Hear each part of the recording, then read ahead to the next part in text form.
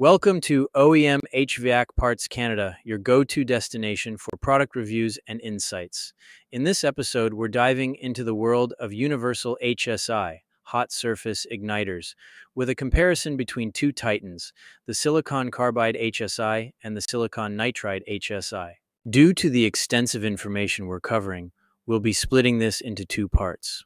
Part 2 will delve deeper into the silicon nitride HSI, featuring wiring examples and assembly demonstrations that you won't want to miss. In today's episode, I, Matt, manager at OEM HVAC Parts Canada, will be your guide. I'll break down the differences between these two universal HSIs, cover the specs, and provide practical tips on how to wire a universal HSI effectively. Before I delve into today's episode, I want to express my heartfelt gratitude to all our customers who have supported us over the years. Your continued patronage keeps us going, and we couldn't be more grateful. We also invite you to help us expand our online presence by subscribing, commenting, and sharing our videos.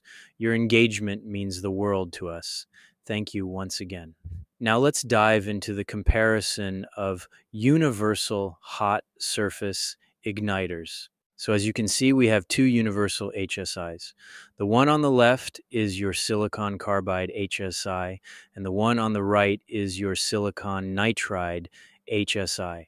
This particular HSI is like the tough guy of the furnace world, made out of silicon carbide. It's got one job: to bring the heat. But just like that friend who's great in a crisis but can't handle a gentle tap on the shoulder, it's a bit on the brittle side compared to the silicon nitride HSIs. On the right, we have the Universal Nitride HSI, the sleek and modern counterpart to its carbide counterpart. It's like the upgraded version of your smartphone, faster to light, more efficient, and likely to render the silicon carbide HSI obsolete sooner rather than later. So the question arises, why universal HSI in the first place? Why not just reinstall the pre-existing HSI? Suppose you had a carrier HSI. Why not simply replace it with the same model? Ideally, that would be the case. However, it's essential to understand that universal HSIs are primarily designed for service technicians, not homeowners. Why is this? Because HVAC equipment is extremely expensive and bulky. If an HVAC technician were to carry every single HVAC part in their truck, they would need a semi-truck to transport them to customers' homes. Unrealistic. Therefore, Universal Parts help HVAC companies reduce stock in trucks while still being able to service their customer appliances. So, let's take another look at the silicon carbide HSI.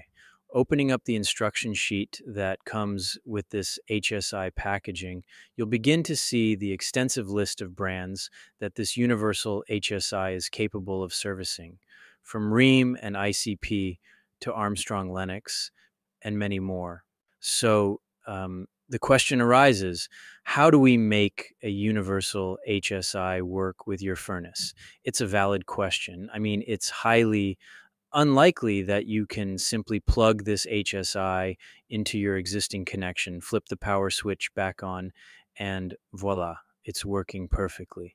This is where the do-it-yourself spirit comes into play, because you'll need to make some alterations to get your universal HSI up and running. Fortunately for you, not only do you have OEM HVAC Parts Canada's top-notch HVAC technician here to assist you in figuring this out, but the very HSI product that we sell also comes with its own set of perks. That's right, it doesn't just come with instructions, but also all the handy accessories to aid you in your heroic moment of getting your furnace back up and running for your family. What you will do is look at the ends of the HSI where the exposed wires are. You may notice that there is no connection on these exposed wires, and that's intentional. Remember, this is a universal HSI, which means you will have to select the correct connector. In this case, because this particular HSI doesn't come with connectors, it means you will have to cut the ends off the old one.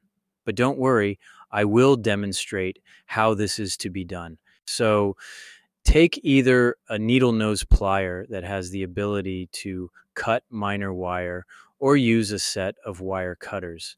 I will provide links to some tools that can benefit you in this project in the description page. Depending on the HSI, you should cut about halfway, leaving you with enough excess wire for the connector. This is important because we are going to be wiring the old connector to the new universal HSI. Okay, folks, hold your breath as I cut the connector off of my Nordyne HSI. Unfortunately, I did not have an old one to use in this production. Oh well, so now that I have cut the connector off, I will disregard my old HSI as I have the old block connector that I will be using on my new universal HSI. Now, at this point, you will need to use some sort of wire strippers. You're going to have to strip the wires back from both the old block connector and even give yourself some more exposed wire for the universal HSI.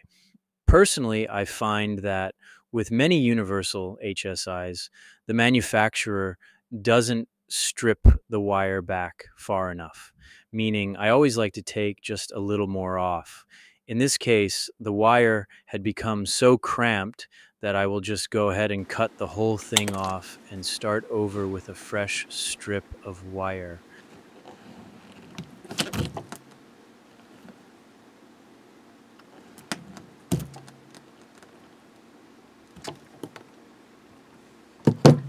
Now, at this point, it's pretty straightforward, meaning if you can twist two pieces of string together, then you are qualified to twist two pieces of wire together.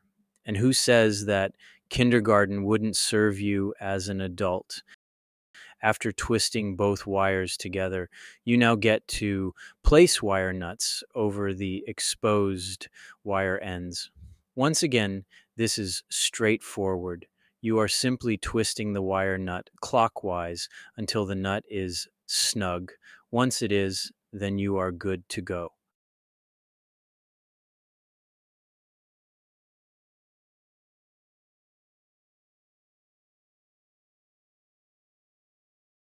Last but not least, I will briefly talk about the brackets that come with the Universal Silicon Carbide HSI.